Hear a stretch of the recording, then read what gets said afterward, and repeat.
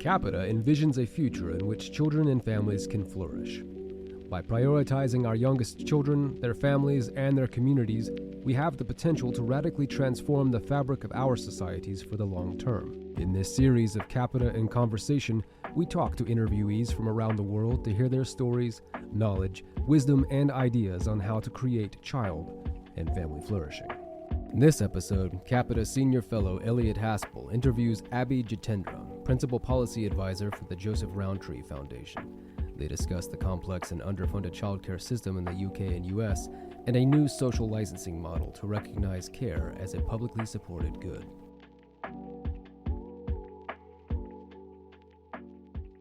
I'm really pleased to be here with Abby Jitendra. She's the Principal Policy Advisor at the Joseph Rowntree Foundation in the UK. Published a fascinating and important new paper on care and the social contract. So I want to introduce, Abby, like you introduce yourself a little bit, introduce the foundation a little bit, and then we can get into it. Can you first just share a little bit about the Rowntree Foundation, your work, and also we always like to get to know people a little bit better. So like, how did you personally come to this topic of care? Thank you, first of all, for having me on the show. It's brilliant that you are doing so much work on this. So the Joseph Rowntree Foundation is a think tank in the UK. It has quite a long history. So Joseph Rowntree was a very famous sort of social reformer and an industrialist, and him and his family really made some incredible breakthroughs in understanding poverty and disadvantage in the UK. And now we work across a range of different areas, including poverty, but also care, employment, housing. So these sort of big issues that trouble and drive a lot of the inequality in our society today. And my background is very much in social policy in the third sector in the UK, so charities and think tanks. And actually in the UK, service delivery organisations have a really important role in lobbying government for progressive change, which I think is quite unusual. And that's my background. And that's kind of how I came to care. So I didn't have a background in it, but I had most recently worked on energy in the cost of living crisis and looking at the energy market and the dynamics of that market and how it interacted with this, big global change and distress that was going on. And when I came to look at the childcare system, which was very much in the news in the UK, because there was lots of parents who were angry about the kind of spiraling costs of childcare, I thought, wow, this looks a lot like energy. You have a market, you have private providers primarily who are delivering a government service, and they operate in this market system. But actually, it's not governed like other public services or, public-private services. It is very much the Wild West. And that was my kind of starting point.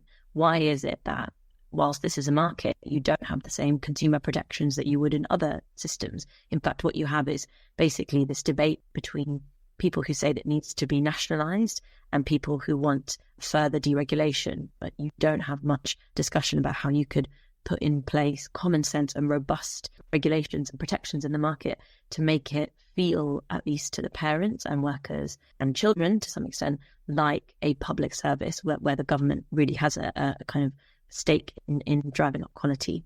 Well, thank you. And that, one reason I wanted to have this conversation is for anyone listening in the US, many of these characteristics are going to sound familiar. In the US childcare system, obviously they're not, our systems are not exactly the same, but they do certainly share some DNA in that sense. And so in March, you published a paper around this. It's called A New Social Contract in the Childcare System. And it really, I think, resonates. I published a piece recently around the increasing role of private equity and shareholders in childcare. There certainly is these swirling conversations about how to make it function as an effective system. So can you talk a little bit already, but can you talk more about the paper, what came, how it came about, and briefly what your main kind of conclusions were? And then after that, I want to go do a little bit of a deep dive into one of your main recommendations. But I want some context setting, I think would be great first. Absolutely. I think it's worth pausing on the particular UK context before we zoom out, because we're in a quite special moment actually in the UK where a Conservative government has agreed as a response to the anger from parents about the cost of childcare to quite massively expand the childcare system. And that will mean that billions of pounds of taxpayer money is going to be moving into the system. And you would think with a Conservative government that would then come with more conditions and expectations and standards, because there is a view that we want to be sort of fiscally prudent. But actually, this money is going into the system basically wholesale, and it's actually going into a system that I think already looks like a Wild West. So if anything, we need conditions on the money that's already in the system and that is going to providers, as well as additional conditions. And so the dysfunctional system, it has all these layers. The English system is one where the government offers this subsidy called free hours for parents. Effectively, you get a number of free hours depending on your family situation, which can range from between 15 hours for everybody and 30 hours for working parents and other kinds of parents like that. And these free hours are the thing that is being expanded. So the first problem is that those free hours are not actually funded to providers at cost. So basically, for every free hour you as a childcare provider give to parents, you are, particularly for a smaller provider, making a loss on that, which obviously has an impact. And it means that the pool for parents who aren't eligible for those free hours, their fees go up basically to cross-subsidize. So that is the first problem in solving. And for a lot of the debate in the UK, that has basically been where we've said, that's the key thing. We need to worry about how subsidies are structured. And actually, my argument in this paper is it's not just the funding that is dysfunctional. It's not just the subsidies that are dysfunctional. It's the way that they interact with how the system is framed and the dynamics within the system. And those are, which is very similar to the US, that you have private providers that deliver the majority of childcare. You have providers where there is very little oversight on their finances. So that means these big chains, private equity-backed providers and other, privately financed providers, many of them, that there is very little oversight or measuring even or monitoring about whether they are able to sustain themselves for another year. There's very lax oversight about their standards. So we have this regulatory body called Ofsted, and they do a pretty good job of looking at quality in the system. But actually, some say that the bar is relatively low. And most importantly, I think for this discussion, Ofsted is primarily focused on quality, and they don't look at the finances of providers. They don't think that the quality of a provider has anything to do with their finances, even though we know that the quality of provider will have an impact on finances, depending on how much workers are paid, for example. And we know that franchises have very similar qualities across the franchise. So a setting in one city is still run by Bright Horizons, which is one of the big provider chains, will have very similar characteristics to another city also run by that chain. And yet Ofsted just sees it all as individual settings, and they don't even collect data on ownerships, even though we know that ownership has an impact.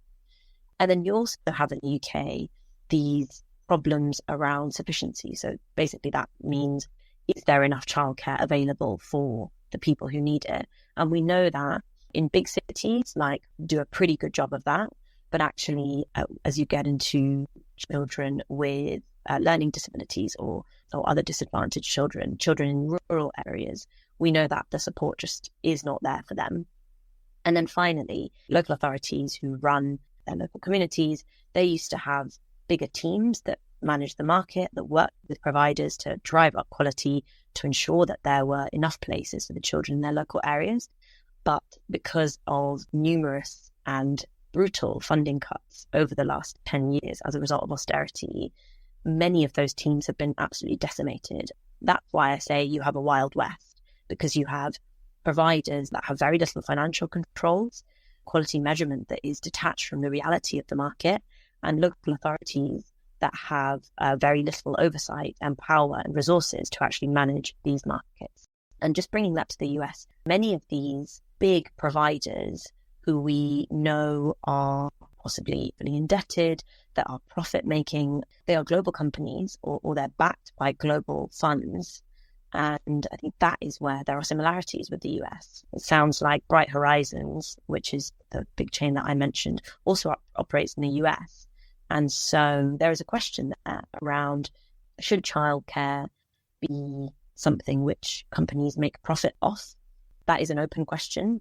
I think for me, the more important question is, given we all agree that childcare is a public good, how can we ensure that it works for the public good? And that's why we posed a framework where any money that goes into the childcare system that goes directly to providers must come with common sense controls. I appreciate all the context, and I think it's also good just to understand what other countries are doing as well, since the UK, again, struggling with many of the same foundational issues as the US, but obviously making some much more significant reforms at the moment than we are on a national level. I think your example of Bright Horizons is very relevant. It is the third largest chain in the US as well. So we're talking about these large multinational corporations. Many of the largest US chains are owned by private equity firms that are based in other countries.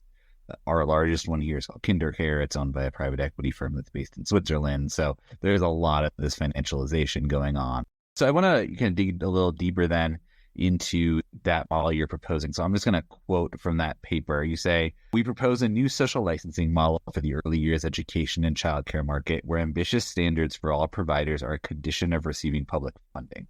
These should be designed through engagement with providers, parents, local authorities, and workers, which should focus on worker pay and conditions, driving up quality standards, including for children with special educational needs and disabilities, value for money, including financial transparency and potential profit caps." So can you tell me a little bit more about what it would mean to put this model in place as opposed to continuing with the Wild West that you're describing? Yes, definitely. So at heart, my policy proposal is a simple one. But as with any kind of policy change, to actually deliver it, it will require a very deep engagement with the people who are most affected by it. So workers, parents, and providers themselves, most importantly. But the simple idea is that in this system that is a market, funding that is going from the government to providers must come in exchange for a public good. And the money that is going into the system must be used to promote a public good. And I think that there's not just a necessity for that, given government is about to become the primary funder of childcare, but also it's an incredible opportunity because we know that more and more families will make use of this system, and it is becoming a really central plank of how we think about employment and gender equality. And so there's a real chance to drive up standards through this kind of model. So the difference with the current system is providers get funding so that they can deliver these free hours, but then the regulation of their operations is done elsewhere. So Ofsted, the regulator I mentioned, looks at quality, local authorities look at sufficiency, and the Department for Education kind of oversees the whole thing. The missing piece, as you can probably hear, is the financial regulation. Given this is a market, where are the financial regulations coming in? Well, thus far, basically nowhere, apart from, interestingly, the organizations in this market that have the highest level of scrutiny are not the big chains, are not the big private equity-backed providers, but are actually non-profits, because they are governed by, financial regulations which govern charities in the UK, which are pretty robust. It's not like we are miles away from where we need to be. It's just that a much smaller group of providers are being regulated than needs to be. And so the difference is that you would have an addition of financial regulation, and then you'd actually knit all of these different pieces together. So quality, worker pay, value for money, support for disadvantaged children, and you'd wrap it up in the funding model itself. And this is something which other countries like Ireland and Australia, both of whom have really interesting systems, which I look at in the report, do in really interesting ways. So Ireland also has a system where a supply-side funding stream is connected to specific conditions around quality and financial transparency. In Australia, they have funding which is contingent on again, around transparency. And they have a really interesting system following a big childcare company, which actually collapsed as a result of the kind of shaky finances that their kind of owners had, that they have some really good provisions around financial regulation, which are tied to funding and a condition of operation as well. And so that's the difference. It's knitting it together. And I propose that Ofsted, the equality regulator, runs at full speed to become the regulator that the market needs now. So not just looking at quality, but also looking at the finances of these providers, because we know that there is a relation. We know that the operational models, the business models of these companies will have an impact on where they operate, how much they charge, what level of quality they provide, and how much their workers are paid. And that's actually some research that we did with The Guardian, which did go some way to show for the first time the finances of these providers.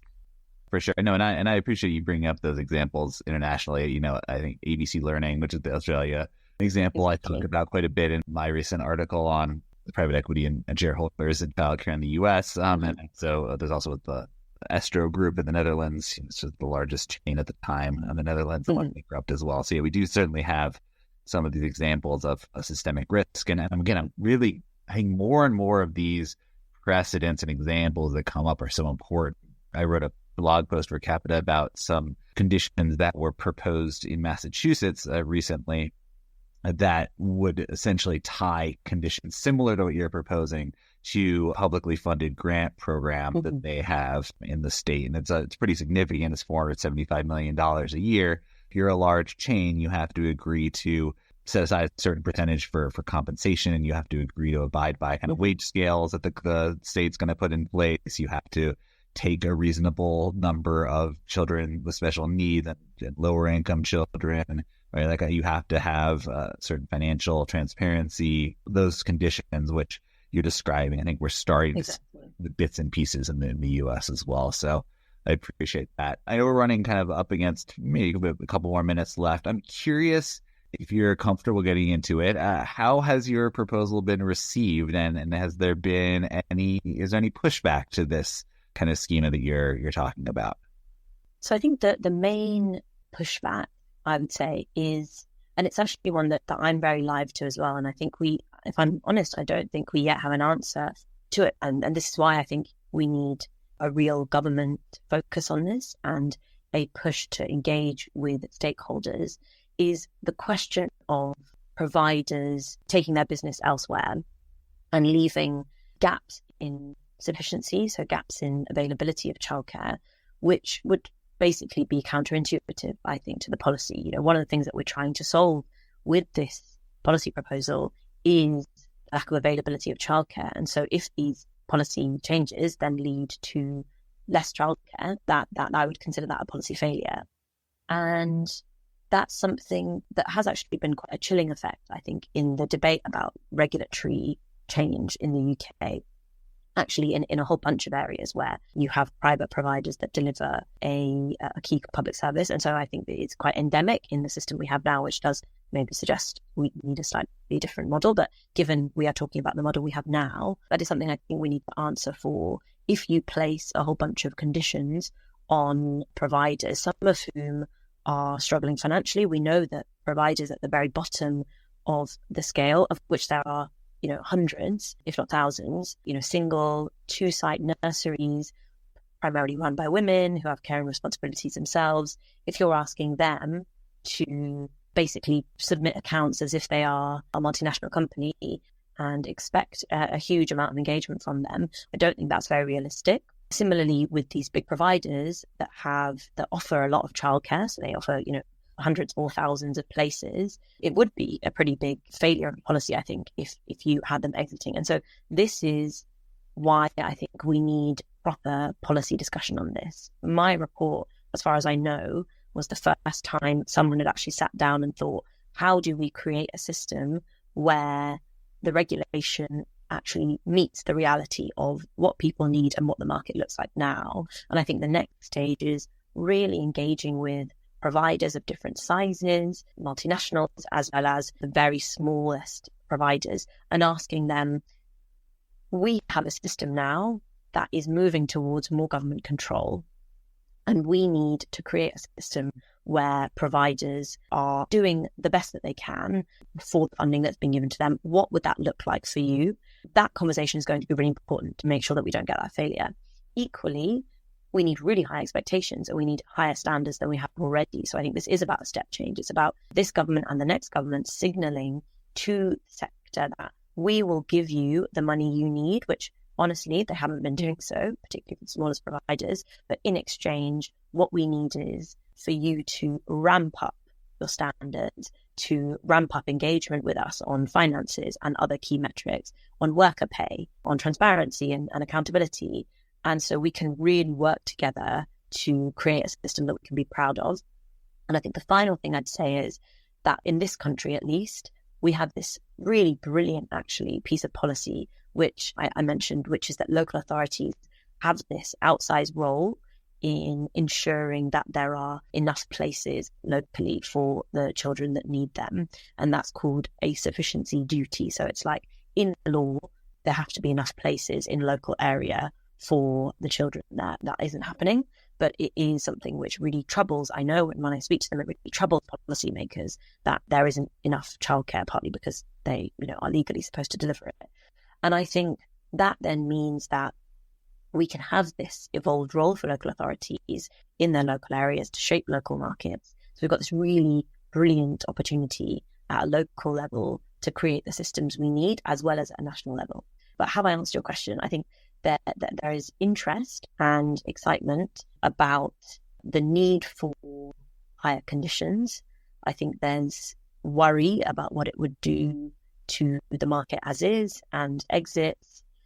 But ultimately, what I have said and what I really believe is billions of pounds going into the system cannot come with no conditions. And I think policymakers really understand that. And so this is the right time to be having this discussion. And I hope there's a lot more discussion of this sort.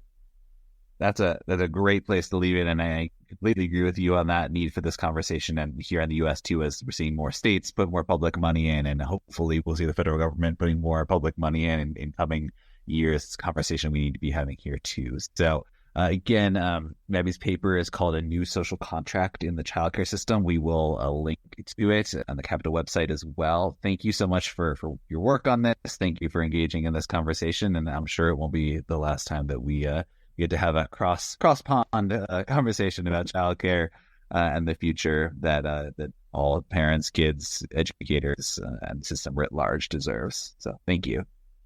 Brilliant. Thank you so much.